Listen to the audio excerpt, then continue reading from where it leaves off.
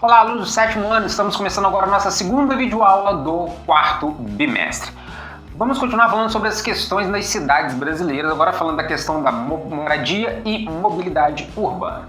A moradia adequada é um dos direitos fundamentais do ser humano e garantir esse direito é um grande desafio em uma parte dos países, inclusive no Brasil.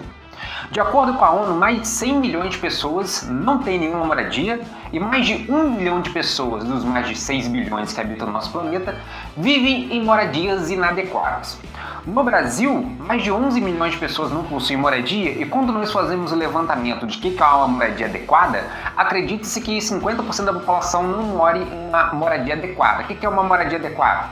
A pessoa tem um registro do imóvel, que tenha acesso à infraestrutura como rede de energia elétrica, saneamento básico, coleta de lixo, asfaltamento, calçamento, linhas de ônibus regulares. Então tudo isso faz parte da infraestrutura que permite a gente afirmar que uma pessoa vive numa moradia adequada.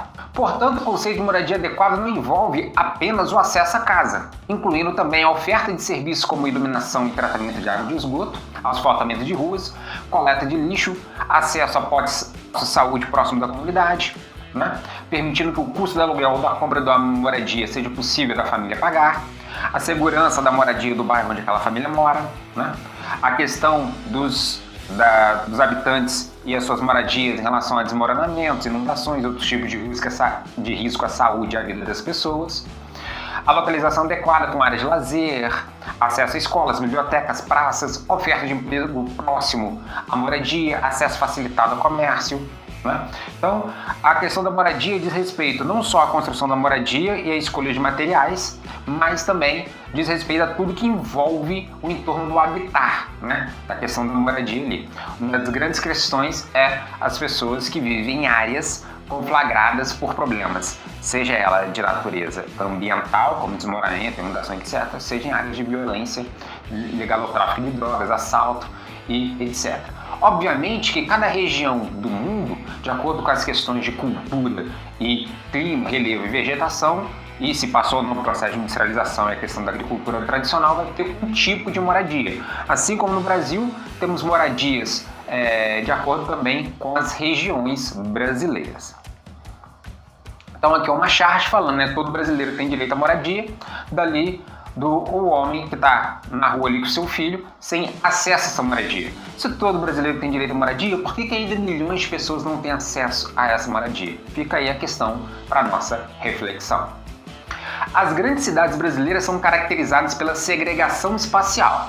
Então, a segregação espacial, a gente já viu, é a desigualdade social no meio urbano, que é a diferença entre os ricos e os pobres, as classes mais altas e as classes mais baixas, que se materializa no espaço urbano, com a tipologia das casas, os tipos de bairro e os acessos à infraestrutura e outras questões, como saúde, educação,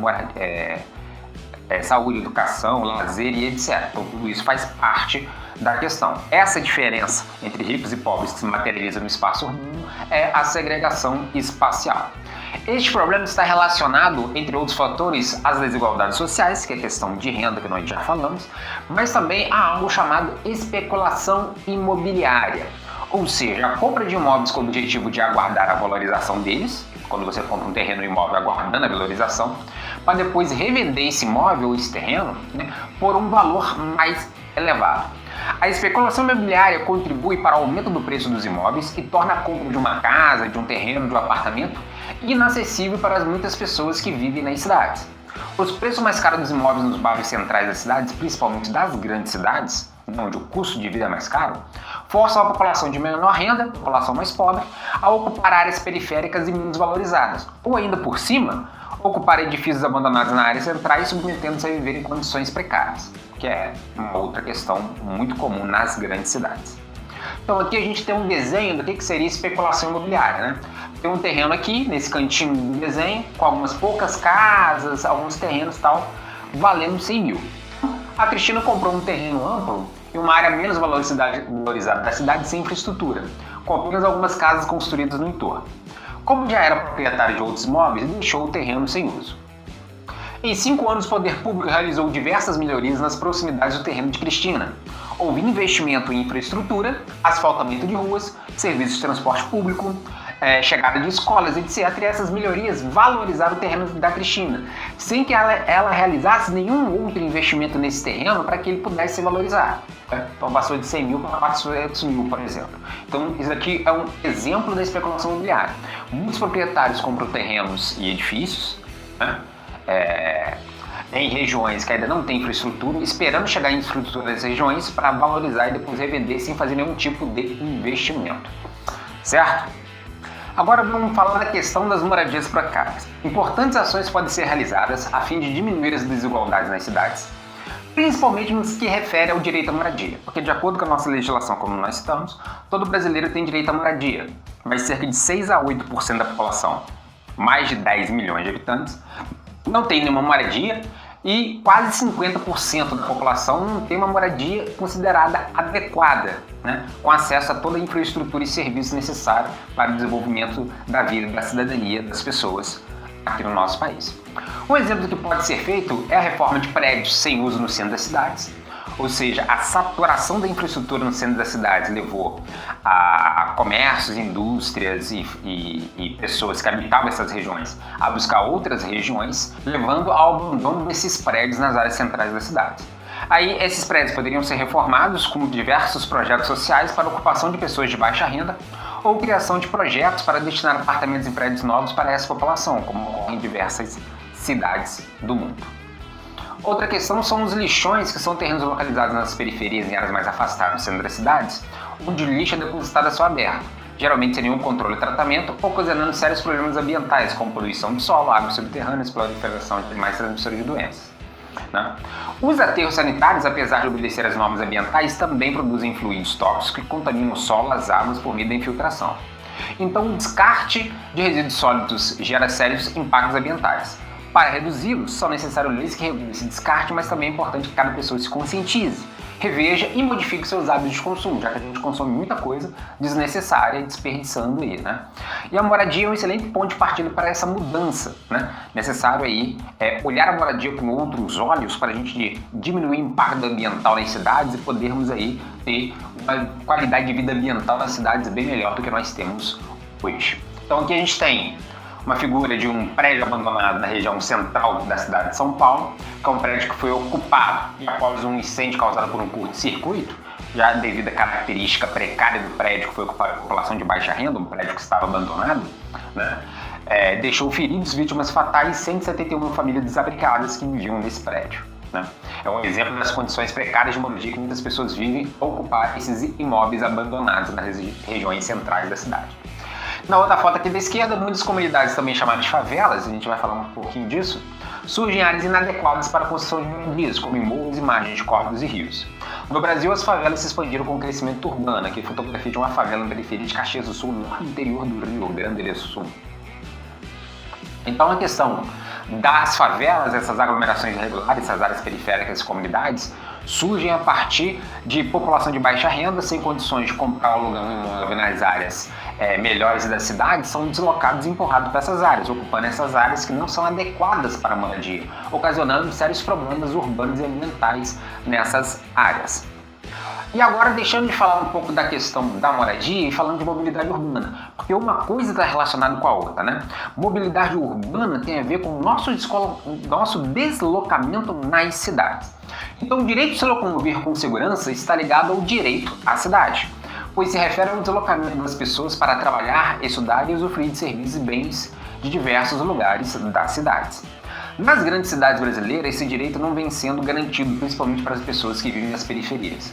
Entre os problemas relacionados à mobilidade urbana enfrentados por grande parte da população de muitas cidades estão longos congestionamentos, a gente tem uma priorização do transporte individual com construção de avenidas e ruas, que cada vez fica mais abarrotado de carros, né? E isso gera um trânsito, um congestionamento muito grande, que faz com que a gente perca muito tempo no deslocamento, casa-trabalho, casa-estudo e etc. Transporte público precário, a falta de investimento em linhas de trem, metrô, ônibus, principalmente nas grandes cidades e metrópoles, né, faz com que a população que mora nas áreas mais periféricas e depende desse transporte público coletivo não consiga usufruir dele. Alto índice de acidente de trânsito, que acaba gerando uma série de problemas aí devido à montoeira de coisa que a gente tem nas cidades, entre outros problemas aí da mobilidade urbana. Esses problemas causam danos à saúde das pessoas, cansaço, estresse, problemas respiratórios por causa da poluição e também perdas econômicas, devido ao maior gasto de combustível, por conta do tempo de viagens, elevação dos custos de manutenção de vias e veículos devido ao excesso de veículos nas vias e a qualidade das nossas vias que faz com que os veículos acabam tendo que passar por processos de manutenção em menor tempo do que seria se a qualidade da via fosse melhor. Também há casos de acidentes de trânsito com vítimas. O Brasil é um dos campeões no mundo em acidentes de trânsito nas áreas urbanas e rurais, né, em vias dentro da cidade também, em rodovias nas áreas rurais. Estudos recentes nas 10 principais regiões metropolitanas apontam perda de mais de 100 bilhões de reais, 10 regiões metropolitanas no Brasil, perda de mais de 100 bilhões de reais em um ano devido aos congestionamentos. Que aquele tempo que gasta 2 horas, 2 horas e meia para chegar no trabalho, 2 horas e meia para voltar ao trabalho, que podia ser empregado em outras atividades produtivas, né, de lazer e etc., que contribuiriam e movimentariam a economia das cidades. Então o brasileiro passa em média 2 horas por dia realizando seus deslocamentos. Nas grandes metrópoles, provavelmente é mais ainda. Se multiplicarmos esse valor pelos número de dias do ano, concluímos que os moradores das grandes cidades passam em média 1 mês por ano dentro de carros, ônibus, metrô, trens ou motos e bicicletas para realizar as suas atividades cotidianas. Esse tempo perdido nos congestionamentos poderia ser usado para descanso, estudo, lazer, até mesmo para que as pessoas pudessem, e assim desejarem, trabalhar mais, ter um segundo emprego, fazer uma atividade extra para complementar a renda, que muitas vezes as pessoas não conseguem devido ao tempo perdido no deslocamento de trânsito. Então, com o crescimento da população cubana, lembrando que a nossa população tem hoje 80% da população morando em cidades, sendo que em 1970, 40, 50 anos atrás, era menos de 50%. Então a gente teve uma urbanização acelerada, com o intenso do êxodo rural que nós já estudamos, migração do campo à cidade a partir da década de 40 até a década de 80, 90. Então a gente teve uma migração muito grande para as cidades cresceram do ponto de vista populacional e de tamanho rapidamente, e a infraestrutura urbana, o planejamento urbano e os investimentos urbanos não acompanharam esse grande crescimento populacional nas cidades que nós tivemos devido ao êxodo rural. Então, com isso, aumentou o número de pessoas que usam os meios de transporte nas últimas décadas, seja ele transporte público, seja ele transporte particular, e as vias públicas que, em muitos casos, não são adequadamente planejadas e cuidadas para isso. Portanto, é função do poder público planejar ações que possibilitem o fluxo de pedestres e veículos, o poder público pedestres e veículos, a fim de melhorar os deslocamentos. No entanto, muitas vezes o poder público restringe suas ações a medidas paliativas, como a restrição de veículos de grande porte em determinadas vias e horários, implantação de rodízios de veículos, como acontece na cidade de São Paulo, e de pedágios para veículos acessarem as áreas centrais de cidades, etc., sendo que não é os investimentos necessários para resolvermos os problemas de congestionamento de mobilidade urbana nas grandes cidades brasileiras. Especialistas em mobilidade urbana concordam que para melhorar a mobilidade nas grandes cidades é necessário priorizar investimento no transporte coletivo na intermobilidade, ou seja, na integração de diversos tipos de transporte urbano, integração entre ônibus, metrô, carros e bicicletas, com ampliação e melhoria das áreas de pedestre, em conjunto com mudanças na organização do uso e ocupação do espaço urbano. Algumas iniciativas como bilhete único, integração com estações intermodais de metrô, ônibus e trem já existem em algumas metrópoles brasileiras, mas ainda muito aquém do que deveríamos fazer nas grandes cidades para continuarmos avançando. O número excessivo de veículos em circulação nas cidades está diretamente relacionado à poluição do ar, que nas cidades é provocada principalmente pelos gases lançados na atmosfera por veículos e indústrias. Quando em níveis muito elevados, em curto prazo provoca náuseas e dor de cabeça, e em médio e longo prazo agrava problemas cardíacos e pode causar câncer e outras doenças. Acredita-se que a poluição gerada nas grandes metrópoles como Rio e São Paulo, que advém do uso de veículos automotores, ônibus, carros, etc., que tem muitos na cidade, que isso leva a sérios problemas de saúde em grande parte da população. Um trânsito melhor organizado, mais integrado, não só geraria economia, né, que as pessoas perderiam menos tempo no trânsito, mas também geraria economia na saúde, porque as pessoas adoeceriam menos de problemas cardíacos e respiratórios. Entre as medidas para melhorar a qualidade do ar estão aquelas relacionadas à mobilidade urbana, né? Utilizar sistemas de carona solidária para a divisão de veículos com outras pessoas, para realizar transportes diários através de aplicativos. O Uber veio, mas não veio nesse sentido, né? Veio como exploração do trabalho, mas não nesse sentido de facilitar. A adoção de rodízio de veículos visa reduzir o congestionamento e a poluição do ar. Em São Paulo não funciona muito bem. As calçadas devem ter boas condições para que as pessoas se sintam estimuladas a caminhar mais e não corram risco de quedas. As nossas calçadas todas desniveladas. Transporte público passeia com mais frequência, deve ter qualidade e atender com eficiência diversas áreas das cidades. Se o transporte público não tiver eficiência, a pessoa tende a comprar um carro e utilizar o carro para trabalhar e estudar, e aí enche de carros as avenidas e aumenta o congestionamento. Se tivesse sim um investimento maior em transporte coletivo urbano, diminuiríamos o número de carros nas vias urbanas, né? Veículos motorizados precisam usar combustíveis menos poluentes, etanol, gás natural, eletricidade, que já está acontecendo mais no Brasil menos do que em outros países. Além disso, é necessário estimular o uso da bicicleta. Uma galera sedentária aí fica difícil dar pedalada para poder deslocar da casa para o trabalho.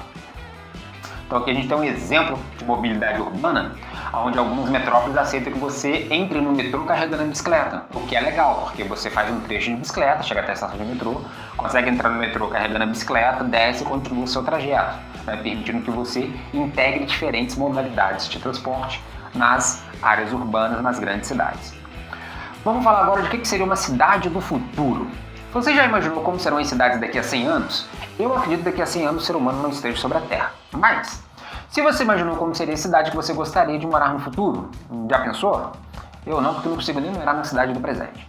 O espaço geográfico está em constante transformação, que não ocorre da mesma maneira em todos os lugares do mundo. Inovações científicas e tecnológicas são incorporadas à realidade de cada lugar, de diferentes formas, em diferentes velocidades, modificando a vida das pessoas. Um número cada vez maior de pessoas vive em cidades, sendo importante pensar em maneiras de se utilizar os recursos disponíveis e na organização desses recursos de forma eficiente a fim de promover o bem-estar dos habitantes e a sustentabilidade. Então, algumas cidades brasileiras integram recursos tecnológicos na gestão de mobilidade, meio ambiente, energia, educação, segurança, saúde, entre outros setores. Pouquíssimas cidades. As cidades que lideram o uso dessas informações estão em sua maioria no centro-sul do país, porque obviamente é a região que concentra grandes centros de pesquisa científica e tecnológica, universidades, telecomunicações, energia e transporte, equipamento de informática, acesso à internet. Então, em outras cidades de outras regiões, no Nordeste e no Norte, que são as regiões menos ricas, regiões mais pobres, você não tem esses investimentos que começam a ter nas cidades do Centro-Sul, principalmente nas grandes cidades do Sudeste. Investimento em semáforos inteligentes com controladores que informam as condições de trânsito em tempo real.